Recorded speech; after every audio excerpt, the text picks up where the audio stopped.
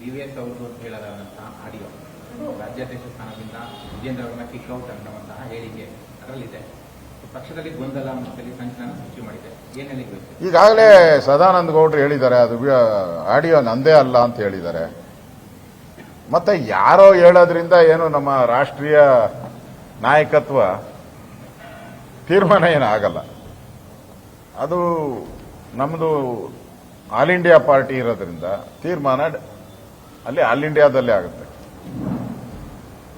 ಮತ್ತೆ ಯಾರೋ ಹೇಳಿದ್ರು, ಯಾರೋ ಸಲಹೆ ಮಾಡಿದ್ರು ಅಂತ ಏನು ನಡೆಯಲ್ಲ.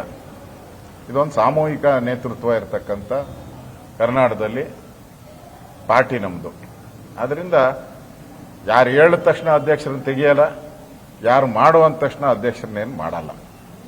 ಅದು ಕೇಂದ್ರದ ನಾಯಕತ್ವಕ್ಕೆ ಬಿಟ್ಟಂತ ವಿಚಾರ.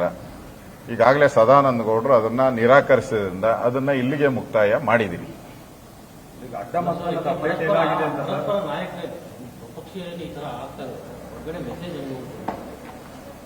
ಇವಾಗ ಸದಾನಂದ ಗೌಡ್ರೆ ಇಲ್ಲ ಅಂತ ಹೇಳಿದಾರಲ್ಲ, ಮುಗಿದೋಯ್ತಲ್ಗ ಅದು ಅಧ್ಯಕ್ಷರದ ಆಡಿಯೋ ಏನಿದೆ ಅದು ಮುಗಿದ ಅಧ್ಯಾಯ.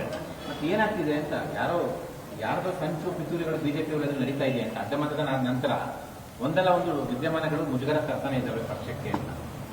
ಯಾವುದಪ್ಪ ಅಡ್ಡ ಮತದಾನ ವಿಚಾರ? ಆಯ್ತಲ್ಲ ಅದೆಲ್ಲ.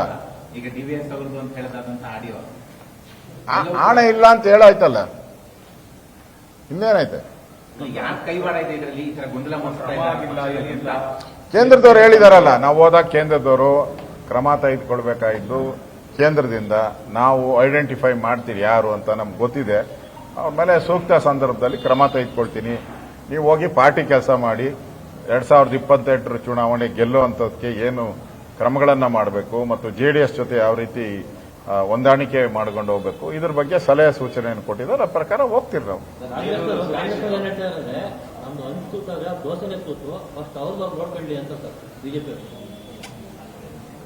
ಅವ್ರದ್ದು ದೋಸೆ ಇದ್ರೆ ತಾನೇ ತೂತಾಗೋದು. ಕಾಂಗ್ರೆಸ್ ಅವ್ರದ್ದು ಬಾಂಡ್ಲಿನೇ ತೂತವ್ರು.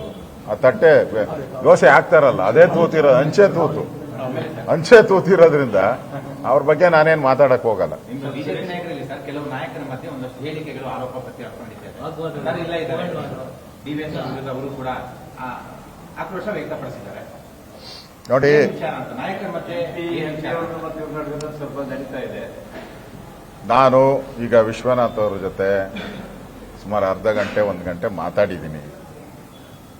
ಏನೋ ಒಂದು ಕೆಂಪೇಗೌಡ ಜಯಂತಿ ಸಂದರ್ಭದಲ್ಲಿ ಮೊದಲು ಒಂದು ಕಡೆ ನಡೀತಾ ಇತ್ತು, ಅದು 2 ಕಡೆ ಆಗಬಾರ್ದು ಅನ್ನೋದು ವಿಶ್ವನಾಥ್ ಅವರ ಅಭಿಪ್ರಾಯ. ಅದಕ್ಕೆ ಸಂಬಂಧಪಟ್ಟಂತೆ ಒಂದಷ್ಟು ಪರಸ್ಪರ ಮಾತುಗಳು ಆಗಿರೋದು ಸತ್ಯ, ಅದನ್ನು ಮುಚ್ಚಿಡೋ ಪ್ರಶ್ನೆನೇ ಇಲ್ಲ. ಈಗ ಪಾರ್ಟಿ ನಾವೆಲ್ಲ ಒಟ್ಟಾಗಿ ಹೋಗ್ಬೇಕು, ಒಂದಾಗಿ ಹೋಗ್ಬೇಕು ಅನ್ನೋ ದೃಷ್ಟಿಯಿಂದಾನೆ ವಿಶ್ವನಾಥ್ ಅವರು ಕೂಡ ಮಾತಾಡಿದ್ದಾರೆ. ಇದನ್ನ ಇಲ್ಲಿಗೆ ಅದನ್ನ ಮುಕ್ತಾಯ ಮಾಡಿದಿರಿ. ಇನ್ನ ವಿಶ್ವನಾಥ್ ಅವರಾಗ್ಲಿ ಸದಾನಂದ ಗೌಡರಾಗ್ಲಿ ಯಾರು ಕೂಡ ಇನ್ನ ಆ ತರ ಮಾತಾಡಬಾರದು ಅನ್ನೋ ಒಂದು ಅಭಿಪ್ರಾಯನೂ ಕೂಡ ವಿಶ್ವನಾಥ್ ಅವರೇ ಕೊಟ್ಟಿದ್ದಾರೆ. ಇಲ್ಲ, ಅದೆಲ್ಲವನ್ನ ಮುಗಿಸಿದಿರಿ. ಇನ್ಮೇಲೆ ಯಾರು ಮಾತಾಡಬಾರದು ಅನ್ನೋ ಮಾತನ್ನು ಹೇಳಿದಿರಿ. ಎಲ್ಲಿ ಏನು ಪ್ರಾಬ್ಲಮ್ ಆಗಿದೆ ಅದನ್ನ ನಾವು 4 ಗೋಡೆ ಮಧ್ಯೆ ಕೂತು ಚರ್ಚೆ ಮಾಡಿ ತೀರ್ಮಾನವನ್ನು ಮಾಡ್ತೀರಿ. ಈಗ ವಿಶ್ವನಾಥ್ ಅವರು ನನ್ನ ಜೊತೆನೇ ಇದ್ದಾರೆ, ಇಲ್ಲಿ ಪಕ್ಕದಲ್ಲೇ ನನ್ನ ಜೊತೆನೇ ಇದ್ದಾರೆ. ಅವರು ಹೇಳಿದ್ದಾರೆ ಪಾರ್ಟಿ ದೃಷ್ಟಿ, ನಮ್ಮ ಪಾರ್ಟಿ ಮುಖ್ಯ ಹೊರತು ವ್ಯಕ್ತಿ ಮುಖ್ಯ ಅಲ್ಲ, ಪಾರ್ಟಿ ಮುಖ್ಯ ಅನ್ನೋ ಮಾತನ್ನ ಹೇಳಿದ್ದಾರೆ.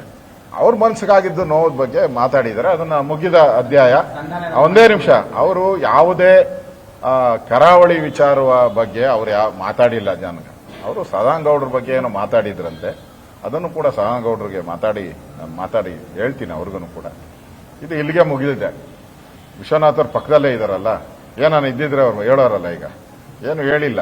ಅದಕ್ಕೆ ಪಾರ್ಟಿ ಮುಖ್ಯ ಅನ್ನೋದ ವಿಶ್ವನಾಥ್ ಅವರು ನನ್ಗೆ 4 ಬಾರಿ ಫೋನ್ ಮಾಡಿದ್ರು. ಪಾರ್ಟಿ ಮುಖ್ಯ, ಪಾರ್ಟಿಯ ಒಂದು ಡಿಸಿಪ್ಲಿನ್ ಮುಖ್ಯ, ಅದರಿಂದ ಇಲ್ಲಿಗೆ ಅಂತ್ಯ ಮಾಡೋಣ ಅಂತ ಹೇಳಿದ್ದಾರೆ. ಇನ್ನು ಉಳಿದವರ ಜೊತೆ ಎಲ್ಲ ಮಾತಾಡಿ ಅದನ್ನ ಅಲ್ಲಿಗೆ ಕ್ಲೋಸ್ ಮಾಡೋಕ್ಕೆ ವ್ಯವಸ್ಥೆನ ಮಾಡ್ತೀನಿ. ಒಂದೇ ಪಾರ್ಟಿ ಇರೋದ್ರಿಂದ ಸಂಧಾನ ಪ್ರಶ್ನೆ ಬರಲ್ಲ. ಪಾರ್ಟಿಯ 4 ಗೋಡೆ ಮಧ್ಯೆ ಚರ್ಚೆ ಆಗಬೇಕಾಗಿರೋದು ಹೊರಗಡೆ ಬಂದಿದೆ. ಅದನ್ನ ಮತ್ತೆ 4 ಗೋಡೆ ಮಧ್ಯೆನೇ ಚರ್ಚೆ ಆಗೋ ರೀತಿ ಮಾಡ್ತೀನಿ. ಸುರೇಶ್ ಅವರು ಧರ್ಮಸ್ಥಳಕ್ಕೆ ಹೋಗಿದ್ದಾರೆ. ಬೇಲೂರು ಶಾಸಕ ಎಚ್ ಕೆ ಸುರೇಶ್ ಅವರು ಅವತ್ತು ವಿಳಂಬವಾಗಿ ಬಂದು ಮತದಾನ ಮಾಡಿದ್ರು. ಬೇಲೂರು ತಪ್ಪು ಮಾಡಿಲ್ಲ ಅಂತ ಧರ್ಮಸ್ಥಳ ಮನಸ್ಥಳಕ್ಕೂ ನೋಡಿ, ಮಾಡಿದವ್ರು ಯಾರು ಅಂತ ಆಲ್ರೆಡಿ ಡೆಲ್ಲಿಯಲ್ಲಿ ಪಟ್ಟಿ ಅವ್ರ ಹತ್ರ ಇದೆ. ಅದರಿಂದ ನಾನು ಎಲ್ಲ ನಮ್ಮ ಶಾಸಕರಿಗೆ ವಿನಂತಿ ಮಾಡ್ತೀನಿ, ಯಾರು ಆ ಥರ ಆಣೆ ಪ್ರಮಾಣ ಮಾಡಕ್ಕೆ ಹೋಗಬೇಡಿ, ಒಳ್ಳೇದಲ್ಲ. ಪಟ್ಟಿಯಲ್ಲಿ ರೆಡಿ ಇದೆ, ಯಾವಾಗ ಕ್ರಮ ತೆಗೆದುಕೊಳ್ಬೇಕು, ನಾಳೆ ತೆಗೆದುಕೊಬೇಕಾ, ಇನ್ನು 6 ತಿಂಗಳು ಬಿಟ್ಟು ತೆಗೆದುಕೋಬೇಕಾ, ಇಲ್ಲ ಸರಿಯಾಗಿ ಬುದ್ಧಿ ಕಲಿಸ್ಬೇಕಾದ್ರೆ ಯಾವ ಸಂದರ್ಭದಲ್ಲಿ ಇವ್ರಿಗೆ ಬುದ್ಧಿ ಕಲಿಸ್ಬೇಕು, ಇದೆಲ್ಲ ಕೇಂದ್ರದ ನಾಯಕರು ತೀರ್ಮಾನ ತೆಗೆದುಕೊಳ್ತಾರೆ. ಬಿಡಲ್ಲ ಅವ್ರನ್ನ. ಯಾವನೋ ಪಕ್ಷಕ್ಕೆ ಬೆನ್ನಿಗೆ ಚೂರಿ ಹಾಕದ ಅವನ ರಾಜಕೀಯದ ಜೀವನ ಅಂತ್ಯ ಆಗಬೇಕು. ಅದಕ್ಕೇನು ಬೇಕೋ ಪ್ಲಾನ್ ಅನ್ನ ಮಾಡ್ತಾ ಇದ್ದೀರಿ. ಅದನ್ನ ಅವನಿಗೆ ಯಾವಾಗ ಸರಿಯಾದಂತ ಏಟನ್ನ ಕೊಟ್ರೆ ಅವನು ಮುಂದೆ ಚುನಾವಣೆಗೆ ಸ್ಪರ್ಧೆ ಮಾಡಕ್ಕಾಗಲ್ಲ. ಇವೆಲ್ಲವನ್ನ ನೋಡಿ ಮಾಡ್ತೀರಿ. ಅದನ್ನ ಕಾನೂನು ಪ್ರಕಾರವಾಗಿ ನಮ್ಮ ಕೇಂದ್ರದ ನಾಯಕರು ಮಾಡ್ತಾರೆ. ಕೇಂದ್ರದವ್ರು ಪತ್ತೆ ಹಚ್ಚಿದ್ದಾರೆ. ನಮ್ದು ರಾಷ್ಟ್ರೀಯ ನಾಯಕತ್ವ. ನಾವು ಎಲೆಕ್ಷನ್ಗೆ ಹೋದ್ರು ಮೋದಿ ನಾಯಕತ್ವದಲ್ಲೇ ಹೋಗೋದು. ಇವತ್ತೇ ಹೇಳ್ತಾ ಇದ್ದೀನಿ, ಮುಂದೆ 2028 ಎಲೆಕ್ಷನ್ಗೆ ಹೋದ್ರೂ ಮೋದಿ ನಾಯಕತ್ವದಲ್ಲೇ ನಾವು ಹೋಗೋದು. ಮುಗೀತಾ?